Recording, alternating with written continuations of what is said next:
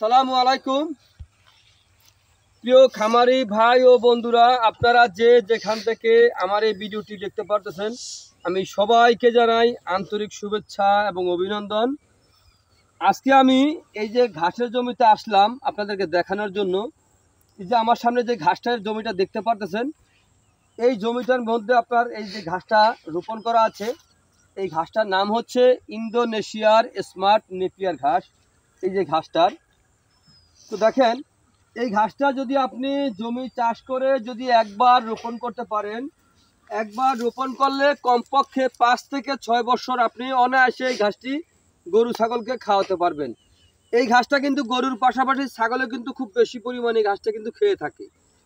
তো এই ইন্দোনেশিয়ার স্মার্ট নেপিয়ার ঘাস বর্তমান বাজারে বাংলাদেশের সেরা ঘাস। এই ঘাসটি আপনার যে কোনো মৌসুমে আপনি রোপণ করতে পারেন। আমাদের দেশে কিন্তু 6টি ঋতু, 2 মাসে 1টি ঋতু। তো ওই যে 12টা মাস হয় 6টি ঋতুতে, এই 12 মাস কিন্তু এই ঘাসটা রোপণ করা যায়। অথবা আপনার যে কোনো মাটিতে আপনি রোপণ করতে পারেন, যেমন আপনার এঁটেল মাটি, বেলে মাটি, দোআঁশ মাটি, অথবা আপনার পাহাড়ের যে ছোট ছোট টিলা আছে, টিলায় আপনি এই ঘাসটা রোপণ করতে পারেন।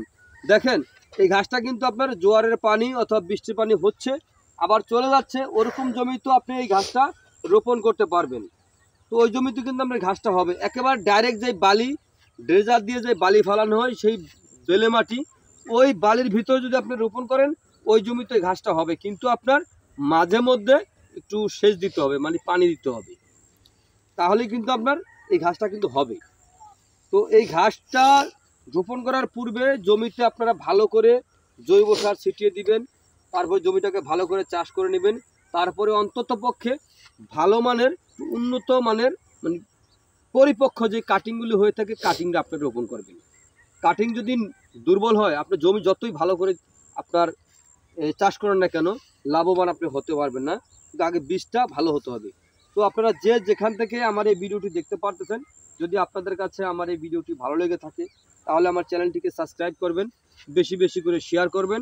তো আপনারা আজ এখানে এ পর্যন্তই। আপনারা সকলে ভালো থাকবেন, সুস্থ থাকবেন। আল্লাহ হাফেজ।